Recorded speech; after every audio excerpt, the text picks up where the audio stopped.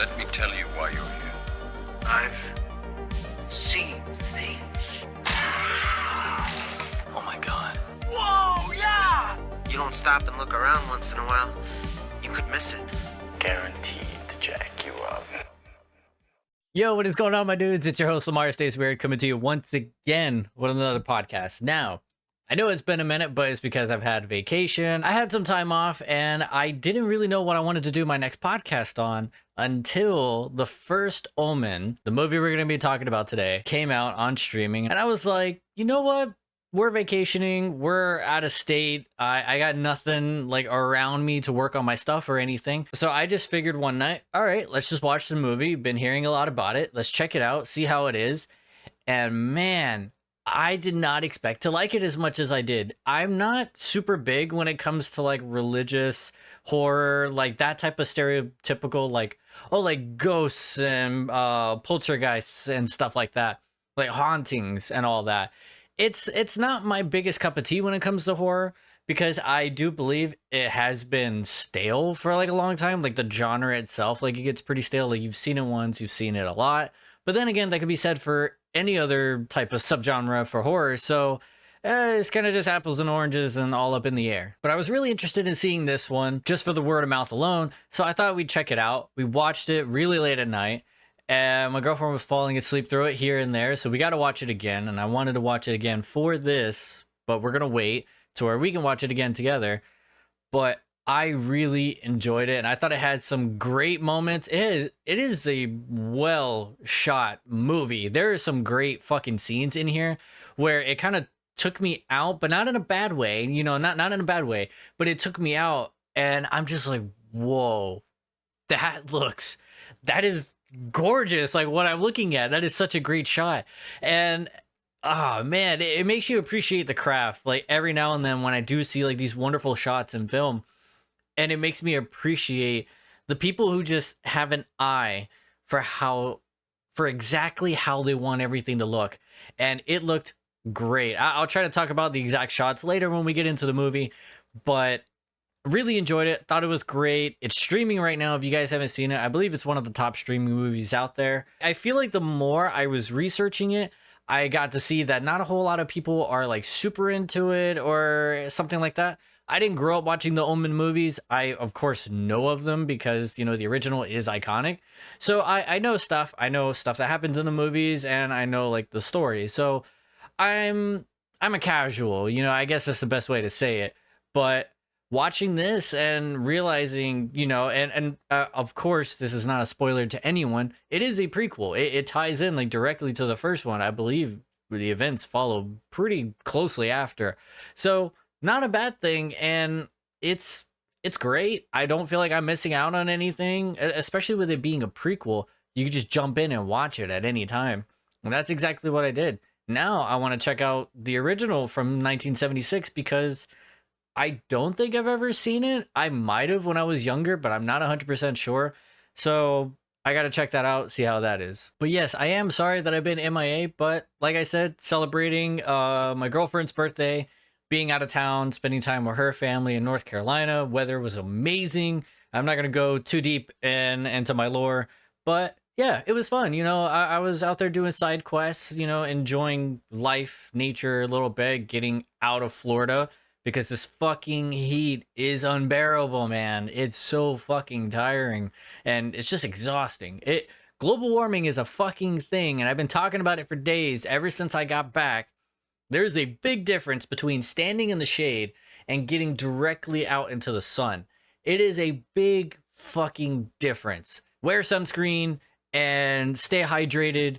And for the love of God, keep your AC running. Take care of your AC and just be grateful you have AC. Okay, please enjoy it. Count your blessings, man. All right, that's all I gotta say. Keep the good vibes, and hopefully other things will keep coming. Remember, good vibes save lives.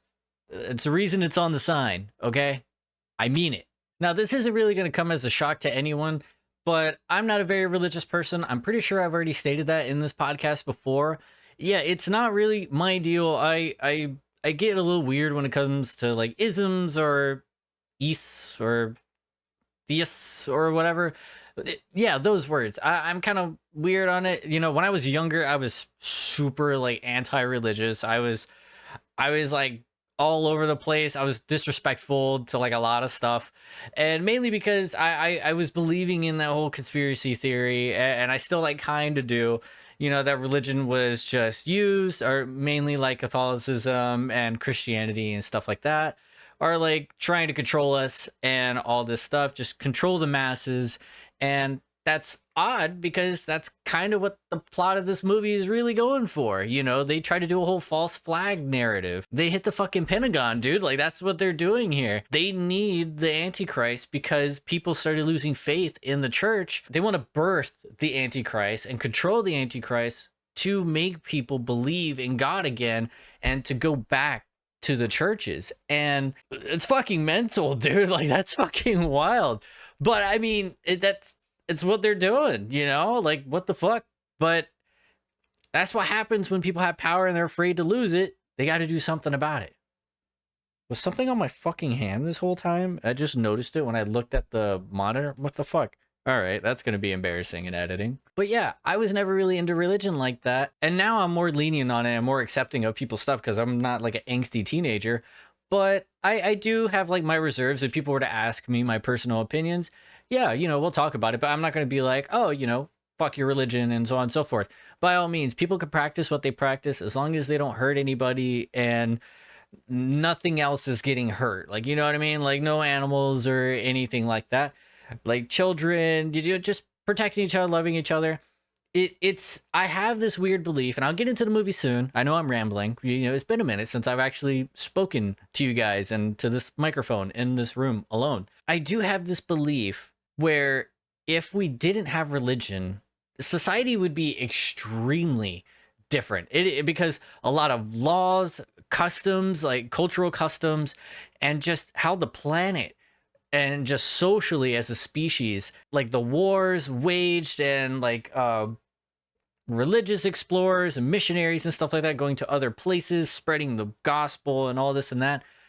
It's so wild. It would be so different. Like, honestly, I can't say if it would be for better or for worst. You know, it's kind of tough because part of me wants to say, oh yeah, you know, for way better. We would be way ahead of where we are as a species. We'd be so advanced in probably so many things. Like, science wouldn't be held back in the slightest due to religious practices or views or political figures that are tied with religion. But there were benefits to religion, and it's kind of like you can't just wash away the bad. You're also going to wash away the good. It's like pouring peroxide on a fucking wound. You're killing all the bacteria, not just the bad, the good as well. And thing is, you fucking need that too. So it's weird. It would be, if we didn't have it, would be like pouring peroxide on the world. No idea where the fuck we would really be. It's insane. But I'm a person that believes more in science. I'm more of a logical person, so I lean more towards that. Would I want there to be something else like after I die? Totally, because it's fucking weird. I mean, we're already on a rock in the middle of fucking nowhere in space, and that's ever expanding. Rambling still, I'm so sorry, but these are things I can actually talk about. Think of like ecosystems, and I'll get like TikToks or videos on my phone, and I'll see like different types of animals. I grew up watching Animal Planet and all that stuff, so I am fascinated with, like, you know, wildlife, like, to a degree, and like the science behind it. And it's interesting how perfect everything is. Everything is a cog in the machine that just perfectly goes in, and the machine keeps going. It does make you think about it. As somebody who doesn't personally believe in a god, it is something that makes me ponder. I'll have my moments where I'm like, could there be? Maybe. But it's like, is anybody smart enough to make this intricate of a system? The way of life just in your trash can is fucking insane. So imagine vast ecosystems, and it blows my mind. I'm not trying to be like fucking Bill Nye right here, but, you know, it's interesting, and it makes you wonder, like, how was this made? This is too perfect of a system to just happen. But then again, over millions and millions of years, trial and error, things just, I think, inevitably will fall into place. It's wild. Like, I don't know. It makes you curious. Obviously, I'm not the person to come to for your existential crises, but yeah, man, it's wild. But I would love to believe that there is something out there. It's just personally, I don't.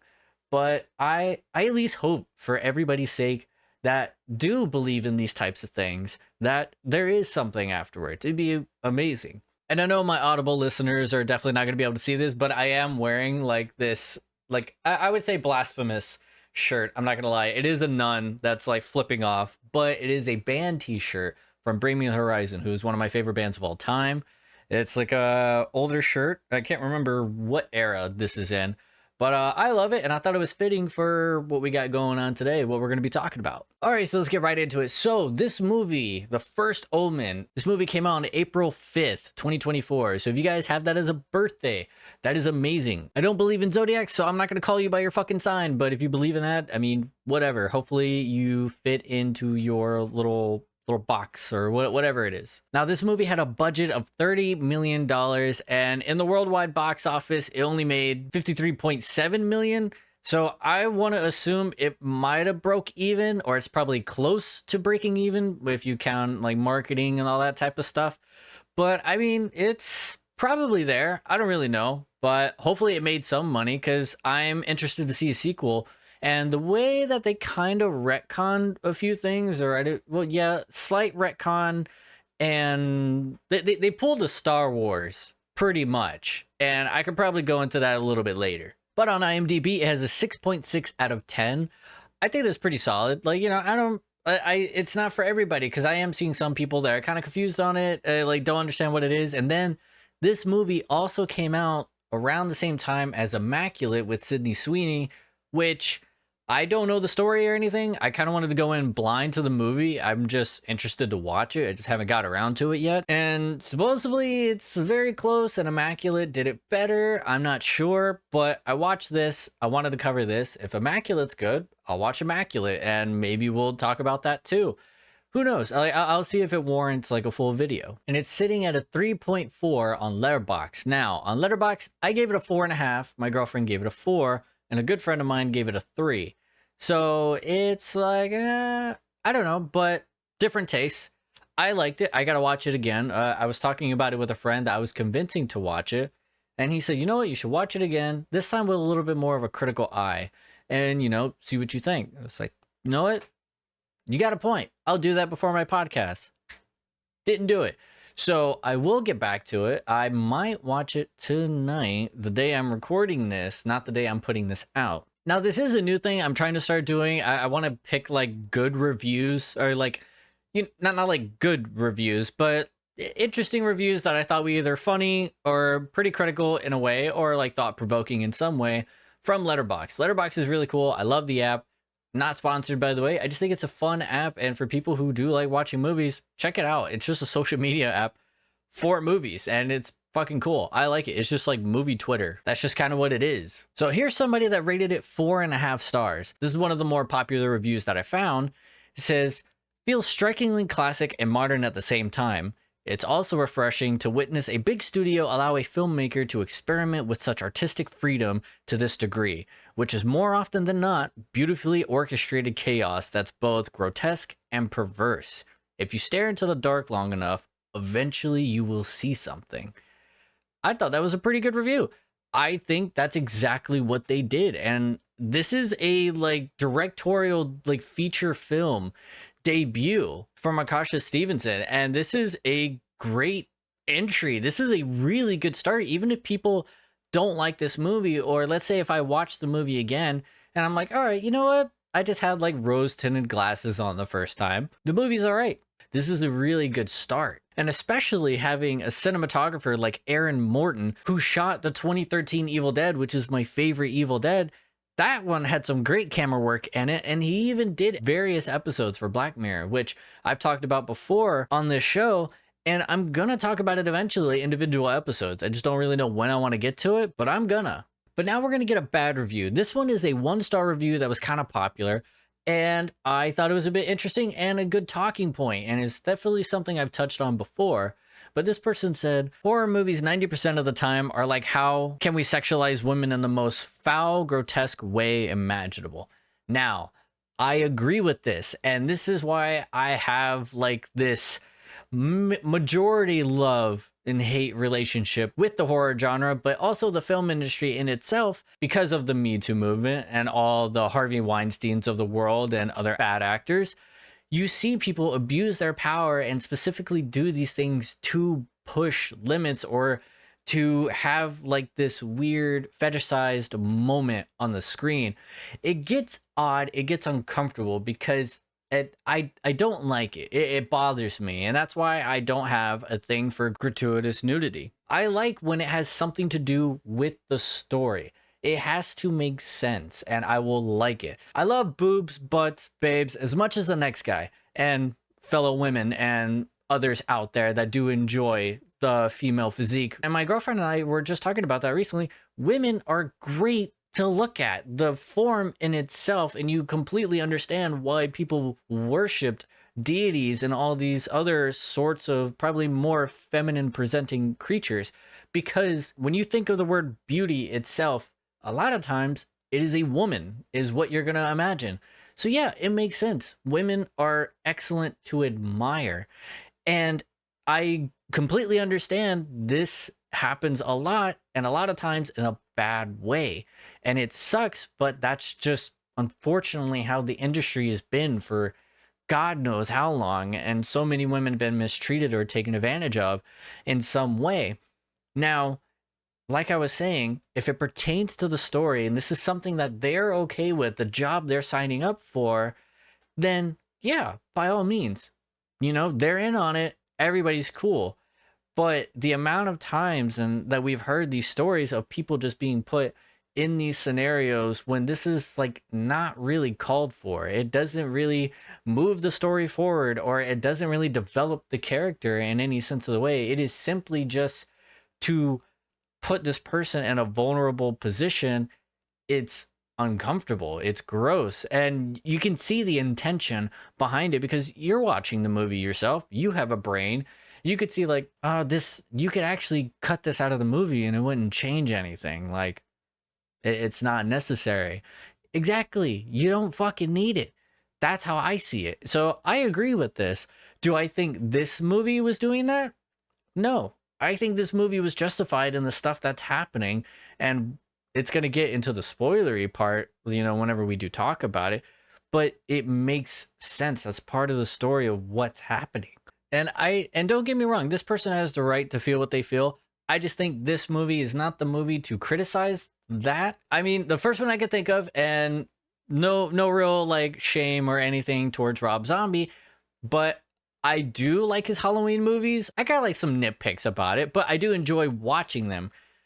But there's just so much unnecessary nudity in his Halloween movies. They don't need nudity at all. It is a different type of slasher where it's not necessary. You know, it is way more than what the original had. So it's just uncalled for that there's that much in it, and I think he is a little notorious for that in all of his other movies. A lot of times he's showing off his wife, which, I mean, hey, if she's into it, he's into it, I mean, hey, by all means, you know, that's their fucking thing, that's their prerogative. But it's just the other people in the movie, it does not move it forward at all. All of these women could be clothed in some way. All right, so now I'm going to get into the synopsis a little bit, and then we're going to get into like the spoilery stuff, start talking about the movie. So what this movie is about, we're following the character Margaret. She is a nun in practice, or, you know, studying to become a nun. She's somebody with a troubled past that has been raised, you know, in the, I guess, the ranks, you know, by the church.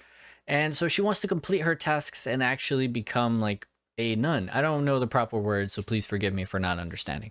But she's going there, you know, do her studies and then take the vows. So she goes to Rome to where she can complete her practice under one of the cardinals that has, like, I guess, taken care of her most of her life. That's exactly what's happening. But while she's there, she stumbles upon the conspiracy that something nefarious is going on, otherworldly, and that the Antichrist is on its way. Now I got to get into the cast. Everybody did phenomenal. I thought everybody was great. I didn't see anybody that was like, oh yeah, it kind of took me out of it. I didn't see any bad actors in this one, and I don't know if a lot of other people do that, because you kind of like see like, oh, who's like the weaker one, so on so forth, or like who stole the show or anything. Not that I recall, I didn't really recognize anybody that stole the show. I mean, I was just really into it. Actually, no, yeah, Margaret, our character Margaret, who's played by Nell Tiger Free, which interesting fucking name. Like, I don't know, Tiger Free is kind of cool. Like, I don't know why, that's just kind of badass. But yeah, like they had a stellar performance in this one scene that I'm going to talk about a little later. But they're protagonists, the main person we're following. And then there's Father Brennan, who is a character in the original film. Now, this character is being reprised by Ralph Ineson, who, honestly, he's like an A24 like alumni or something, because he played William in The Witch, you know, the dad. He played the Green Knight in A24's The Green Knight. He's just a great character actor, and pretty much anything that he's in, he's great. He fits in. He's in so many projects. It's fucking unbelievable. But what I'm most excited about, and this is a casting I never would have guessed like on my own or would have predicted or anything, like a fan cast, he is going to be the MCU's like Galactus whenever the Fantastic Four movie finally comes out. He is going to be the voice of Galactus and be the one to fucking say, I hunger. Like, I can't wait, dude. That's so fucking sick. His voice is so interesting. It's deep, it's raspy, it's, you just know it when you hear it. And I just cannot wait to see this fucking guy as Galactus, Devourer of Worlds. And I like Galactus. I think he's great. I'm a big Silver Surfer fan. He is my like very, very, very close second favorite Marvel character of all time, because obviously first Spider-Man got his tattoo right here, but I do want to eventually get a Silver Surfer right here. It would be really sick. But right back there, I have a Silver Surfer Black #1 side by the storyteller and I believe the artist, if I remember correctly. And obviously I love me some cosmic shit because I have Cosmic Ghost Rider right there. And if you guys don't know Cosmic Ghost Rider, he is another herald for Galactus, just like Silver Surfer was. So obviously I'm a fucking fan, bro. So I cannot wait to see that. But once you see him in one good role and you see him in another movie, you're just gonna see this guy and be like, he fucking makes everything better. Like, oh, this guy's in this fucking movie. Like, there's plenty of people like that. And I'm glad a lot of these types of actors are getting the respect that they deserve and like just the admiration for their work, because even though they're probably not like the top billed actors or anything like that, but when they show up, you're like, oh shit, it's fucking that guy. Like, fuck yeah. Like, that's sick. And I do have to brag a bit, because whenever I saw that Ralph did announce it on Twitter that he is going to be Galactus as well, I was like, bro, that's really cool. Your voice is sick. I can't wait to see this. He liked my tweet. That's fucking cool. I love when I get recognized on Twitter by celebrities. That's so sick. And then we have Cardinal Lawrence, who is like the guy at the tip top, the one who's pulling all the strings, who is in charge of everything. And he is played by none other than Bill Nye, which he is another one of those actors. If you see in a movie, he's most likely the fucking bad guy. And I thought it was hilarious because I literally told my girlfriend that, because I didn't know he was in the movie. I see him and I'm like, oh fuck, well, he's the bad guy. She's like, what do you mean? I was like, it's fucking Bill Nye. Bill Nye's always the fucking bad guy. You know, he was a fucking, well, I mean, I'm not going to say a bad guy in Shaun of the Dead, but he was in Shaun of the Dead. He was the dad. He played Philip. He was a fucking asshole.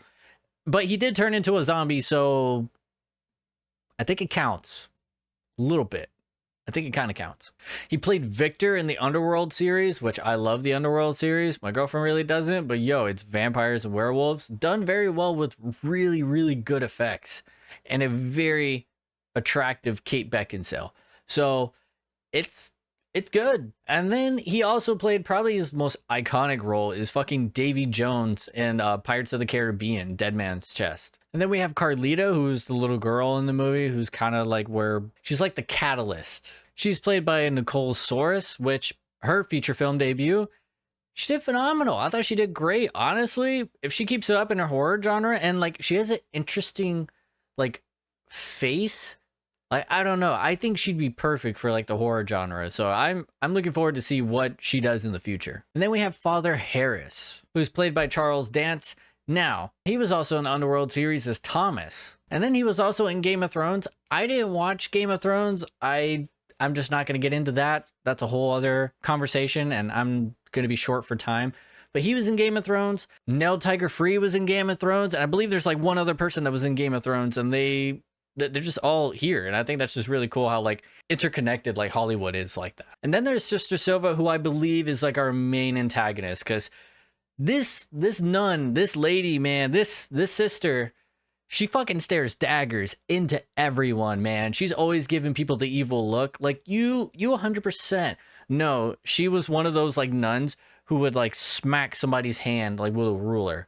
That's exactly what the fuck she did. But this one, she does a lot more fucked up shit than that.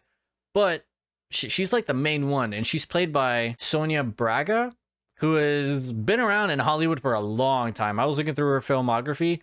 So many movies, so many TV shows.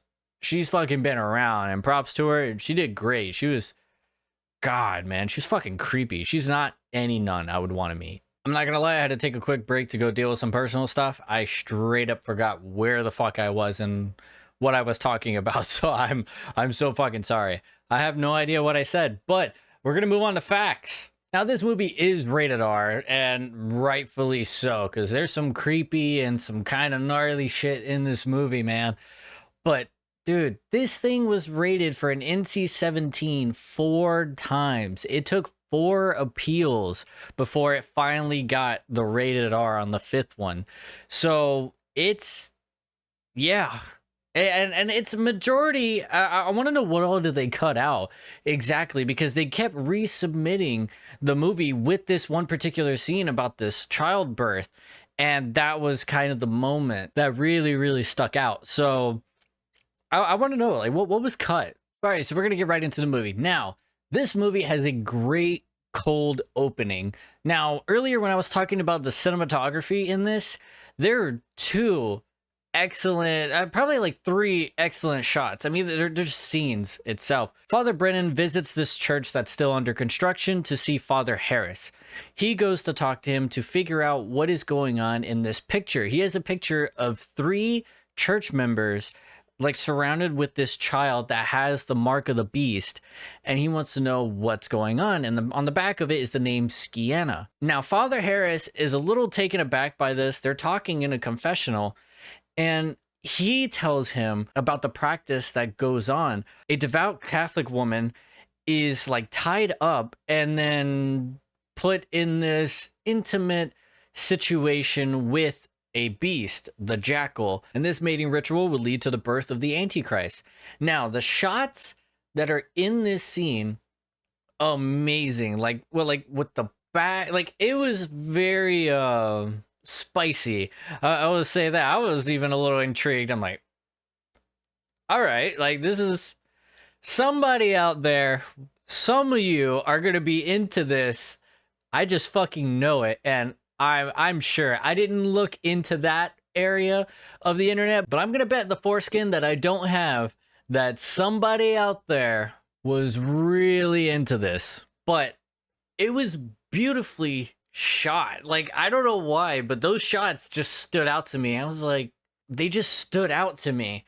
It felt like I was actually looking at one of those murals where it's in a church where they have the paintings all over the ceilings and stuff. I don't know what they're called, but it felt like I was looking at a moving picture of those, like a moving painting. It was incredibly well done. So much taste and just care for how this shot was going to look. The lighting, the props, how, like, just the thought process, everything behind it looked great. And then the very next shot that really caught my eye, and this is all in the opening, the cold opening, was whenever Father Harris does leave the conversation. He leaves like the confessional because he is worked up by the fact that somebody else knows about this, and of course probably has some sense of guilt. So he leaves and is walking out, and Father Brennan chases after him outside, and it was only then, just like in the original in 1976, you see this rod just coming down, and it shatters through this stained glass in slow motion looks amazing. And it ends in typical cold opening fashion where somebody does, dies. And it wasn't even the way I thought he would go either. It was almost like it didn't happen. I was kind of confused at first on what happened because you see it go behind Father Harris, but I don't really see what happens. I thought he ended up like a fucking Tootsie Pop, and not the case. So it's only when he's walking away, and we haven't seen anything yet, because now we're following him in the front, and then we see Father Brennan in the back, and then he starts blessing himself. And then Father Harris turns around, revealing just this gash behind his head. Very well done and gross looking. So I was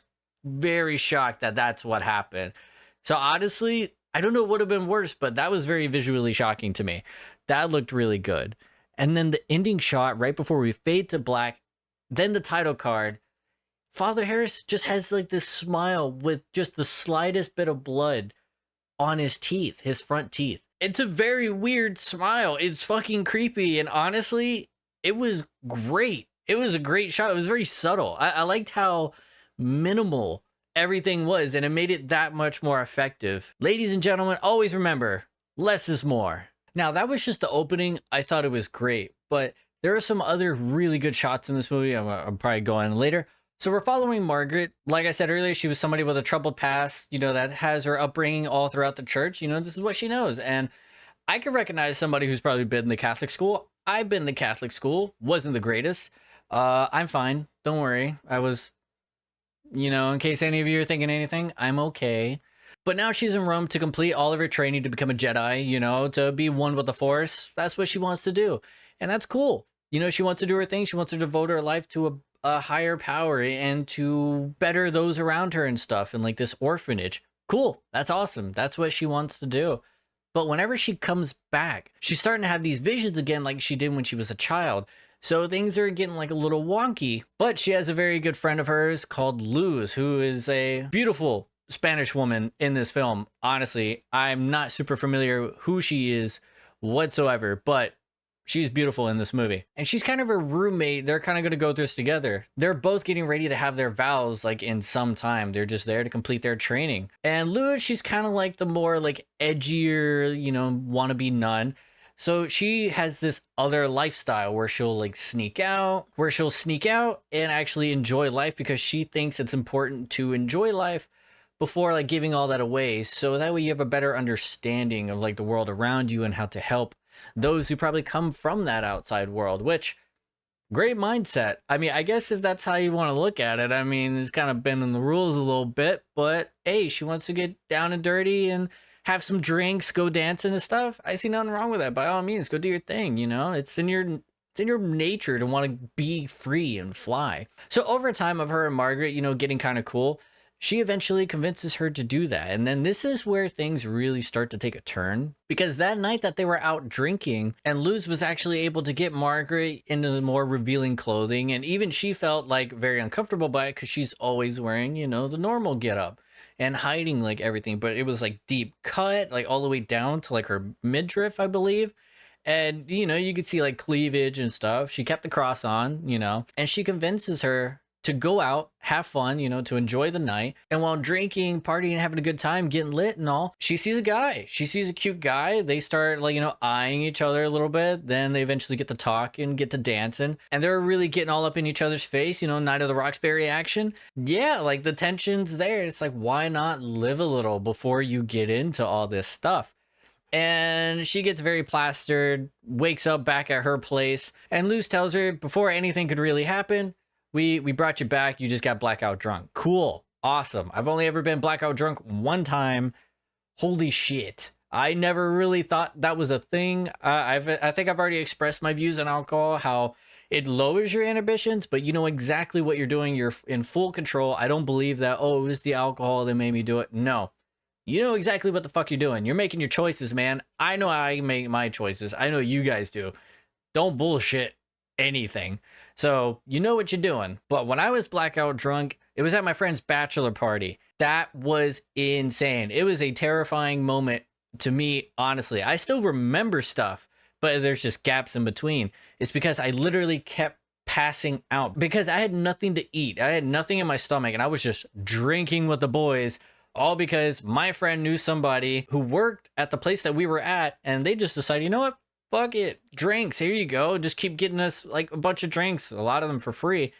And I wasn't going to turn down free alcohol. And they were hitting. And eventually it got to the point, anytime I was blinking, minutes passed by and I was in a different position. I was laying down. I was slumped over somebody. I was up, walking, throwing up, close my eyes. I'm outside, throwing up, close my eyes again. I'm being stuffed into the back seat of a car. Close my eyes. I see people talking outside the car. Close my eyes. I am waking up in the parking lot of my apartment complex. Close my eyes. I'm trying to get upstairs. And it's just fucking wild. The gaps in time. God, that was insane. Honestly, I never want to go through that again. Not remembering. I don't even count it as not remembering, is because I literally was not conscious. Nobody was fucking home at the time. But I digress. Back to the story. She actually comes across this other girl that's been having a lot of trouble named Carlita. Now, Carlita, young girl, she's troubled. She draws, of course, kind of the typical thing. Kids draw like some weird stuff. And they start to develop this relationship, slowly starting to communicate with one another. You know, it takes some time, you know, get over the walls, because obviously this person has been mistreated a lot and they do get punished quite a bit. And Margaret doesn't really see why. She's trying to understand that because she wants to care for this person, because she sees herself as that same little girl, because she went through a lot of the same things, that she was constantly getting in trouble. So she understands what it's like, and that's how they relate and eventually become close. Now, the other nuns are not big on this. There's two in particular that are not big fans. It's going to be Sister Angelica. She's going to be important in a second. And then Sister Silva, the head person, the sister. She didn't like it one bit. So she kept eyeing them all the time, always just staring like daggers into them, like just lasering through their fucking heads, watching everything that they do. And there's this one particular day where Margaret catches this birthing process, and I can't remember if it was actually like a vision or not, but it is the scene that they try to keep in, where you got to see some woman giving birth. They did a really good job of teasing you with it, man, because you could almost see it, and then you couldn't for like the longest time. It was like almost there, but it's like blocked by an arm or something else. They were doing a really good job of teasing you with this scene. So what was happening was this woman was giving birth, and then out just comes a hand, like a devil's hand, bro. Gnarly, fucking disgusting, wild. I was like, that's gross, but interesting, cool. Once again, somebody out there is probably going to be into it. I don't know. And that's what kind of gets her to start believe Father Brennan, because he's trying to get somebody in the church to get this information, because he wants to find the woman that has the mark, because they're going to be the ones that give birth to the Antichrist. Father Brennan tells Margaret it's somebody that's going to be born on June 6th at 6 o'clock. So 666, there you go. Number of the beast. They need to get to the records and see what's going on. Now, because of that sight that she saw, you know, of the hand coming out of the hoo-ha, she starts to believe everything he is saying. So she finally gets her opportunity to go look through those records. And that's where she sees the name Skiana, which is on the back of the photo. But there are 14 people named Skiana. So this is something that is continuously happening. That's kind of like the surname or whatever meant to birth the Antichrist. But the problem is, a lot of them, whenever they were being born, they were dying because they were experimenting with all these different things. But it turns out the only way to birth the Antichrist is for the jackal, you know, the beast that they keep locked up in like this dungeon where they perform the rituals.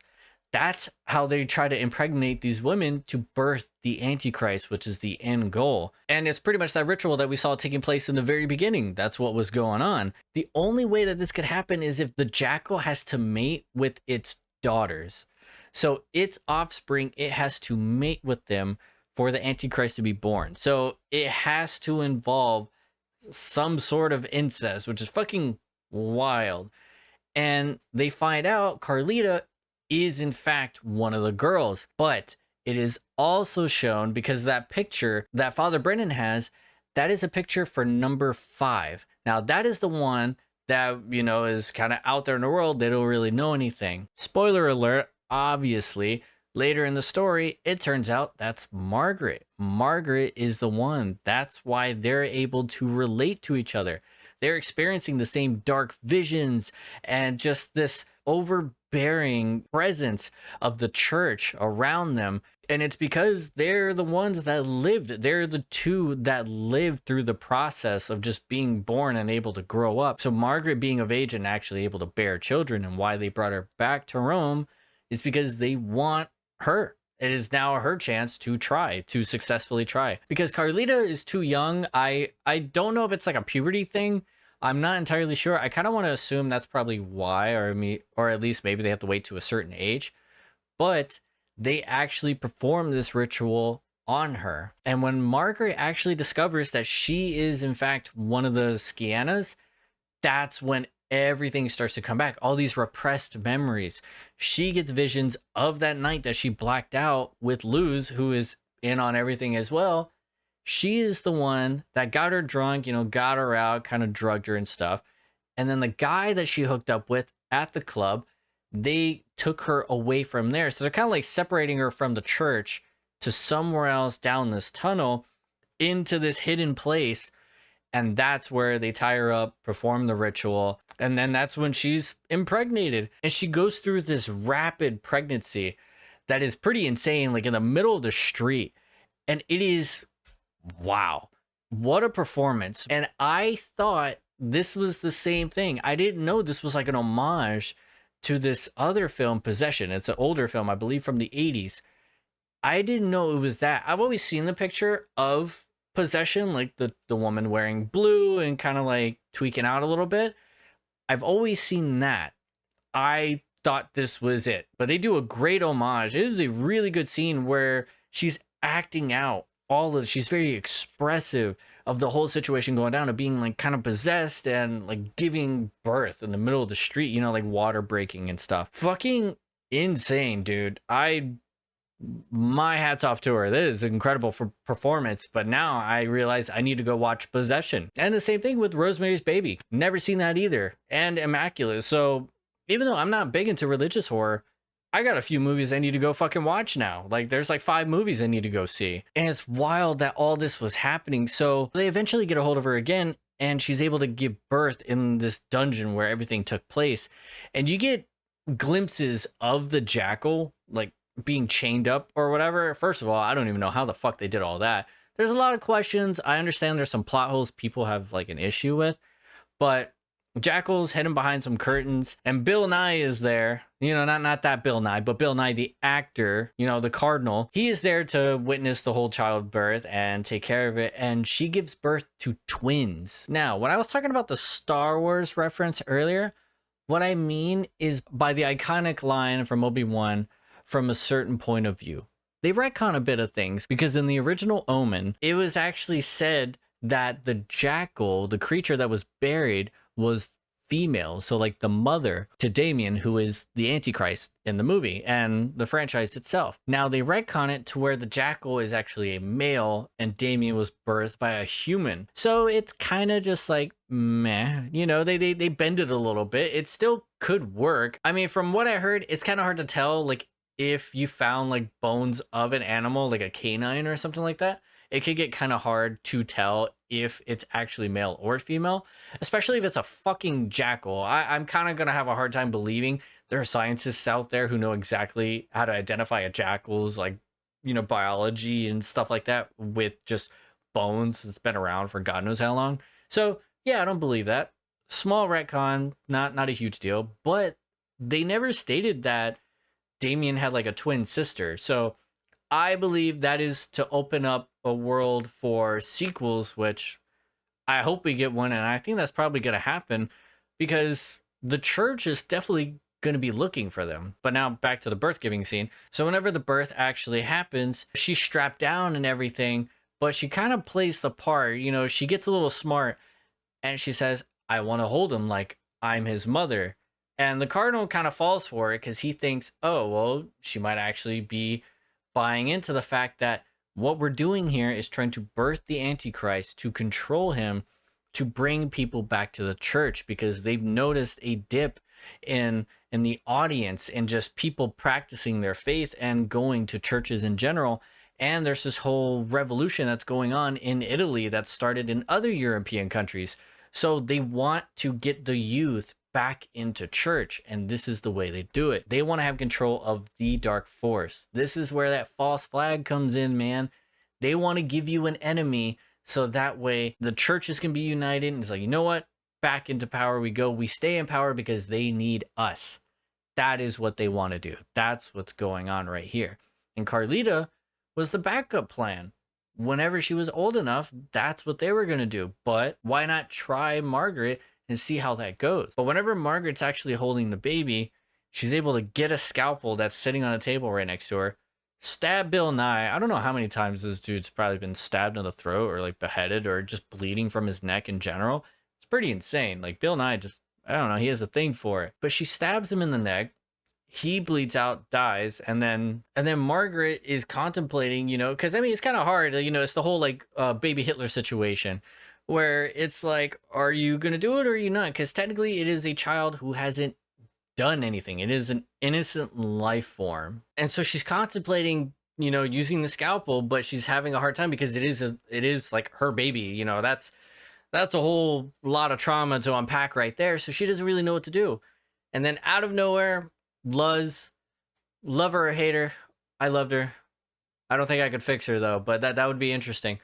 But she comes up, just stabs Margaret and just takes the baby, and they all leave because the place is like burning down. And so all the other nuns leave these two to die. They don't give a fuck about the other twin, about the twin baby. They leave her, they leave Margaret to die, and the fucking jackal, which I was kind of confused on why the jackal was killed by the flames. I'm not gonna lie, that's a plot hole I don't fully understand, but I don't fucking know. I don't get that. But out of nowhere, Carlita comes in, saves the day, gets them all out of there. And this is where we're kind of getting like an Avengers level ending, because you see it directly leading into the sequel where these people are talking about the plan about how they're going to deliver this baby to this hospital, because this political figure from the first movie, him and his wife are at the hospital. She's giving birth, but they're going to suffer a tragic loss. And what do you know? There's going to be a baby that suffered a tragic loss, that their parent passed away. So now they need somebody. God gave you a son. Here you go. And then they're going to take them. And so this is going to lead directly into all the other Omen movies. And it's just funny because it's literally talked about and like shown through like pictures and just like kind of like just not like a montage, but like going scene by scene by scene of what's happening. And it's funny because I think that was on Letterboxd. Somebody said like, why did this have like an Avengers level ending? And that's what's happening. And honestly, it's funny. But at the very end of the movie, and we see Carlita and Margaret just living in like snowy mountains in a cabin. They have their own house. It's just them two. And technically they're half sisters. They're together trying to take care of this baby and raise it. And there's a knock at the door, and it's Father Brennan. And he tells them nobody was supposed to survive that. So the church knows you're alive and they will be coming after you. And she just kind of tells them, you know, you need to get the fuck out of here before like I shoot you. So, and I believe this is where it's going to lead into the next film, where Father Brennan goes to track down the new parents of Damien and warn them as well. And then all the events of the first movie is going to start. So there is an opening for a sequel to follow like this separate path, or maybe even to kind of retcon maybe the sequels of the original Omen. So it's kind of up in the air, but I'm interested to see what happens because I did really like this movie. Like there was another really good shot that I didn't talk about, but whenever she has these flashbacks of what happened that night that she blacked out, there is this very creepy scene where she's floating down this tunnel and she's like on her back and her hair's hanging down and she's smiling. So she's like, to us, she's upside down, like just floating backwards away from the camera. Very creepy. Direct eye contact, like wide-eyed, just smiling. Very creepy, very well done. I loved how that looked. That was excellent. But there was that, and then there was another creepy scene, which I didn't talk about earlier, was with Sister Angelica. That was kind of the one that was hovering over Carlita a lot in the beginning. And the death of Sister Angelica is very reminiscent of the original movie where a nanny killed themselves in like Damien's name in front of, I guess, some get together of some sort. I don't fully know. I didn't watch the movie. And they just hung themselves from like the top of this, big house. And she did the same thing here, but also setting herself on fire and hanging herself in front of all these children. Very dramatic, very traumatizing. That's a lot. But after that, because Margaret does have like these visions, this otherworldly sense, she's haunted by Sister Angelica. There is one in particular shot that definitely creeped me out in this movie. And I've talked about how, just girls with the long black hair, like scrawny frame.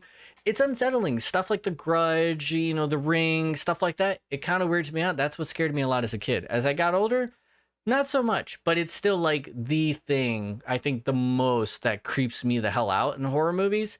And there was this great scene where Margaret was stored in like the bad girl's room, and you just hear these noises, and it has an excellent buildup. And it might have been the TV I was watching it on, I don't know, but I couldn't see anything. It would constantly cut to this corner, and you just hear something kind of like getting up, and then eventually you start to see something, and it just walks out. It's done way better than when I'm explaining it, but it was creepy, dude. It is like the charred, melted body of the sister that just set themselves ablaze and did what they did in front of everybody, in front of Carlita and everything.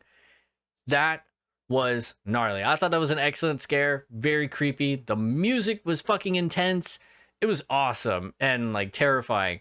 I loved it though. And that was around the time my girlfriend was falling asleep while watching it. So we're sitting completely in the dark. I'm watching this shit by myself at this point. So it was very creepy, but I loved it. I thought it was great. And I kind of love when we have like really intense music buildups. It's very retro, and I kind of like that we're getting back into that. I'm starting to see it a little more and more. Keep doing it, but obviously do it tastefully, do a good job, put some TLC into that, and it'll pay off. Now, the last thing I want to touch on is, for a while, and I feel like not a lot of people know this, I had a time period where I was super obsessed with just this whole Illuminati, the biblical apocalypse ending and stuff. Even though I was like an angsty teenager who didn't believe in that stuff, I was firmly starting to believe it, because obviously I grew up emo, in the emo scene. So back in 2012, I was feeding into the stuff, and I'm wearing a Bring Me the Horizon shirt, the nun shirt, flipping off. And it's funny I'm wearing that because they were one of the ones I was kind of believing this whole thing from, because they were very, like fuck your faith kind of deal. And the lyrics and the music videos and the merch, everything was always, the pyramid with eyes, all these things. It was terrifying. And the stuff that Ollie would sing about and the lyrics, it honestly threw me for a fucking loop a lot of the times, because I'm sitting there thinking, oh my God, these are dudes that like sold their souls, and he's miserable, but he's famous, but he's constantly tormented. And there's plenty of songs that you could pick from their discography that do invoke like that's what's happening. I don't know if it was just feeding into the scene, but a lot of bands around this time were really, really feeding into the whole like sold your soul for rock and roll, like Illuminati deal. It was very in your face around that time. I feel like not so much anymore, but the early 2010s, that shit was everywhere. All of the merch, music videos, everything. Like it was deep, dude. And I would get myself so terrified reading into all this stuff. Like you got like the song It Never Ends, which talks about how he's constantly tormented because something is around him all the time, not because they're not there. Like you got to look into the lyrics. It never ends. Chelsea smile. Repent. The end is nigh. Like repent. We're all gonna die. Like that stuff. So there's that, and it's like, oh, I know things that you'll never know. And even the album itself, There Is a Hell, Believe Me, I've Seen It. There Is a Heaven, Let's Keep It a Secret. It was every fucking where, dude. Obviously, I'm a big Bring Me the Horizon fan because I got a tattoo. I got Ollie Sykes just hanging out right there. I believe around that same fucking time period, which tripping me out as well. Ollie looks gorgeous on that cover. But yeah, I was terrifying myself. So even as a person who was against all that religion and stuff, I was rotting my brain by not sleeping and just looking into the Illuminati, Anonymous, all those videos where they talk about the Illuminati, the end of the world, and waking up and all this other stuff. Dude, it was a time to be emo in the early 2000s.